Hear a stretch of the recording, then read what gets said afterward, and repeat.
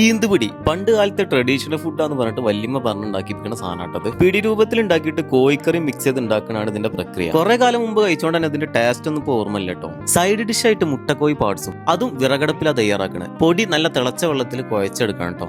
ഒരു മീഡിയം രീതിയിലാണ് കുഴച്ചെടുക്കേണ്ടത്. പെങ്ങന്മാരൊക്കെ ഉള്ളതുകൊണ്ട് ആ ഒരു വിഷയം ഉണ്ടായില്ല. മാവ് ഏറെക്കുറെ റെഡിയായി വരുന്നുണ്ട്. ഈ സമയത്ത് തന്നെ അടുപ്പിൽ വെള്ളം തിളപ്പിച്ചു തുടങ്ങി. കുഴച്ചെടുത്ത മാവ് ഈ രൂപത്തിൽ തന്നെ വരണം നിർബന്ധത്ര, അല്ലെങ്കിൽ ഇതിന് പിടി എന്ന് പറയില്ലല്ലോ. അപ്പൊ ഡിസൈനിങ്ങിന്റെ കാര്യത്തിൽ പോലും കുറഞ്ഞില്ല. തിളച്ച വെള്ളത്തിൽ ഇതിങ്ങനെ ഓരോ പിടിയായിട്ട് ഇടണം കേട്ടോ. ഒരു ലെയർ ഇട്ടതിന് ശേഷം വെള്ളം നന്നായിട്ട് തിളച്ചതിന് ശേഷം അടുത്ത ലെയർ ഇടാൻ പറ്റുള്ളൂ കേട്ടോ. അല്ലെങ്കിൽ തമ്മിൽ ഒട്ടിപ്പിടിക്കും എന്നൊക്കെ വല്യമ്മ പറഞ്ഞത്. വല്യമ്മയാണ് ഇതിന്റെ മാസ്റ്റർ ബ്രെയിൻ. അവസാനമായിട്ട് കൂട്ടേണ്ട തേങ്ങ ചെറുജീരകൊക്കെ കൂട്ടി അരക്കാണ് കേട്ടോ.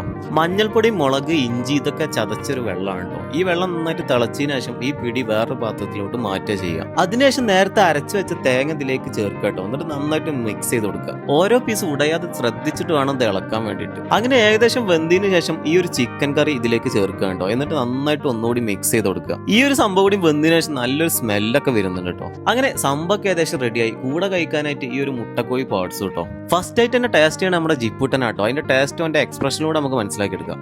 ലാസ്റ്റ് ഒന്ന് ചിരിച്ചു കേട്ടോ, സമാധാനമായി. എന്തായാലും നമുക്കൊന്ന് ടേസ്റ്റ് ചെയ്ത് നോക്കാം. അങ്ങനെ ഞാനും ടേസ്റ്റ് ചെയ്ത് നോക്കി. നമ്മുടെ ആ കുഴിമന്തിന്റെ ഒക്കെ ആ ഒരു പോക്ക് പോണില്ല കേട്ടോ.